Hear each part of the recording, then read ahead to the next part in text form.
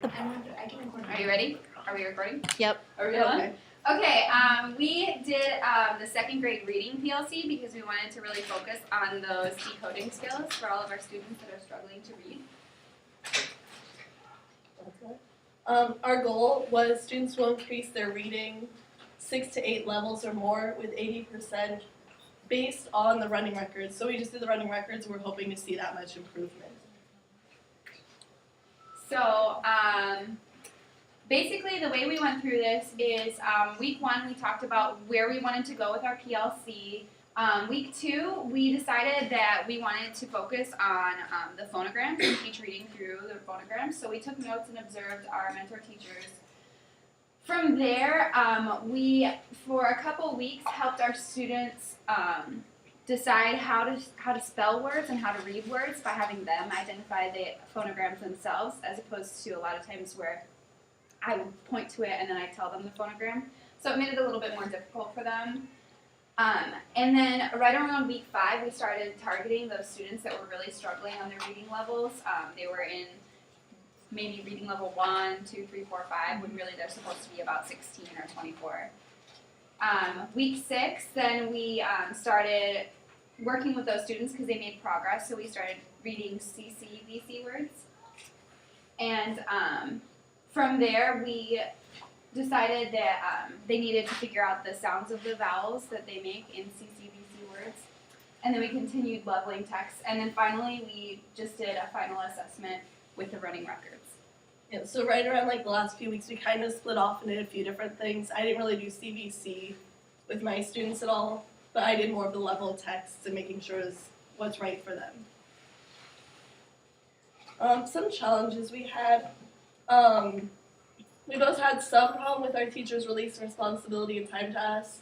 For me, that was more because I didn't know the phonograms. So, of course, she didn't want me teaching them yet if I don't know them. So it was a matter of trying to learn those. That was a challenge for me. And then we also struggled with learning the phonograms ourselves, which is what I just said. It's kind of tricky. So, Did you the first time around? Yeah.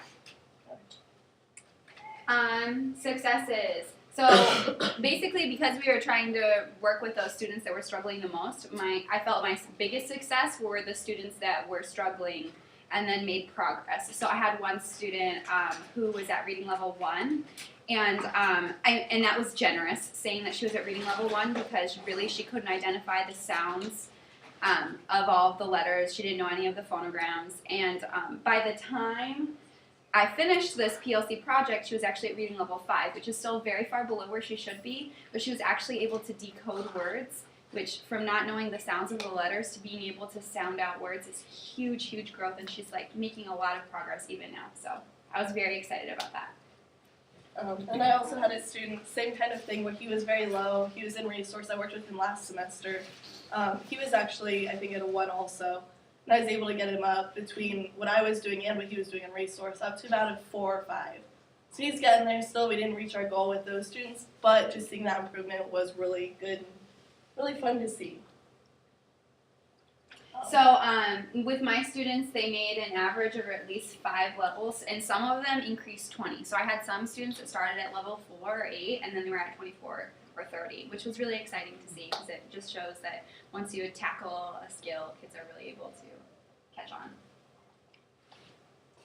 And then at least half of my class went up about 4 to 6 levels. The students who were at less than 4, they're ones, or who went up less than 4, they're ones who are already at a very high level. So they're already either at or above grade level, and they just got up a few. Of course, they're not going to make great improvement or great jumps there. And then all of my students did increase their levels in some way. So a lot of the lower ones did jump quite a bit, but I didn't reach my goal with everyone. So moving forward, we decided that we were definitely going to use the Spalding and teach reading with the phonograms. I especially like it when they have the hand motions that go with the sound to increase their reading and fluency. Yeah, we're definitely going to use this in our future classrooms. Yeah, it's definitely a good thing. Definitely help the students in a lot of ways. So, okay, there you go. Real quick, I had a text from